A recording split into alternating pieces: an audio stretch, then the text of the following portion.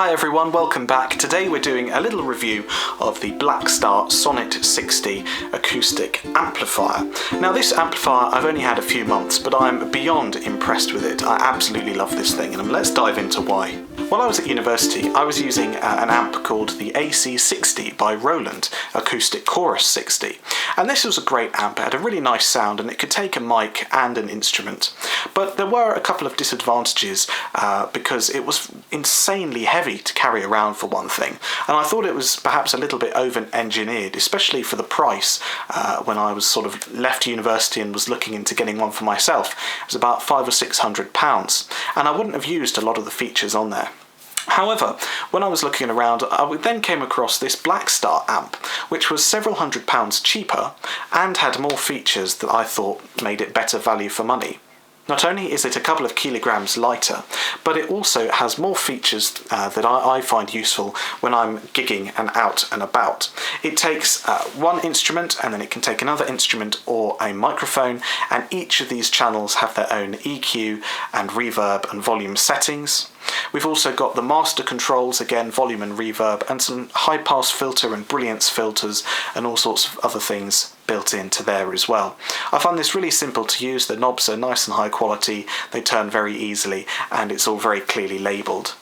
It's got two other inputs. You can either plug an MP3 device in using an aux cable, or it's got a built-in Bluetooth feature in it as well, which I use to play sort of music before, in between and after my live sets. This is super easy. It connects within a second or two to the phone once you turn it on, and it'll play the music nice and loud and very authentically to what it's supposed to sound like. Another great feature of this amp is the DI out. This means that whatever you put into the amp you can also send out to a further larger PA or mixing desk. This is more sort of appropriate for if you're just playing an instrument and then that needs to go off to the desk. But you know, it's obviously a very versatile feature, and it also didn't have a built-in audio interface. Yes, if you're performing live, you can simply plug this into your laptop using a USB cable, and it will record what you're performing onto your laptop, and that's it. You don't have to take a separate audio interface and do lots of complicated wiring.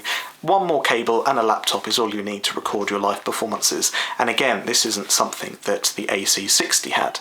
It's available in solid black or this kind of white look. I really like it. I think it's really kind of retro and cool. And it's got this lovely handle on the top, which is super comfortable.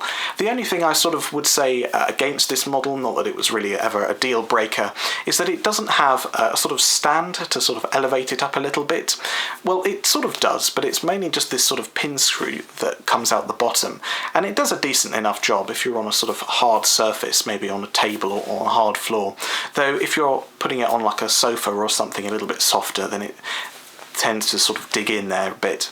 The AC60 did have more of a sort of robust, sturdy, proper sort of stand, but again, it only lifted it by a few centimetres, so again, it wasn't really, you know, a massive difference and deal breaker. And the great thing about this as well is you can actually take out that screw, and the hole then fits an adapter, which means you can put it on a proper speaker stand and have it as high as you like then. The speakers, we've got a main speaker and a high speaker. I believe that's the tweeter, is that right? I'm sure some sort of musical technology people will be able to correct me, but it's got the main speaker and the high-end one. And we've also got a bass port, I think this is, the little hole on the side there. This is to sort of help sort of support the bass come out a little bit more. Don't make the mistake I did in thinking that this was the speaker stand. I nearly put one in there, but luckily I read the instructions and found that that would have been a bad idea. Now this is definitely something for the bass, and you shouldn't be putting anything up there. Finally, I got this cover for the amp as well. Now it was a little bit on the pricey side, but the company Hot Covers make custom cases for all sorts of different amps. I have one on a couple of my other amps as well. This one cost me in the region of £70, which includes a strap on the underneath and the pocket.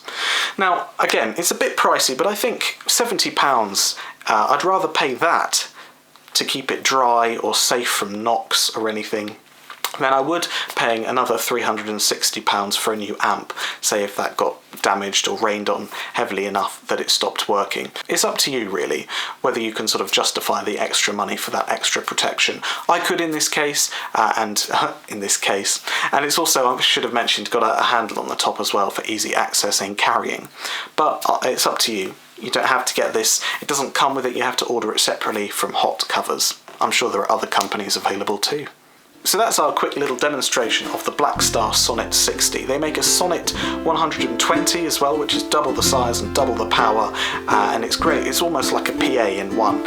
And they also do a little 33 watt one as well. That can actually be powered by batteries as well if you're looking for a more sort of busking amp as well. This one sits in the middle of the range, and it's perfect for me to sort of try and fill medium-sized rooms, you know, things like small halls and whatnot. It gives me plenty of boost. I never need to turn up the volume more than halfway to fill, you know, even a fairly decently sized room. Of course, it's not going to fill out a massive hall or venue or anything on its own, but maybe that's where the DI out comes into play. And at the same time, you can record yourself, and in between your sets, play some Bluetooth. Honestly, I can't get over how versatile this amp is.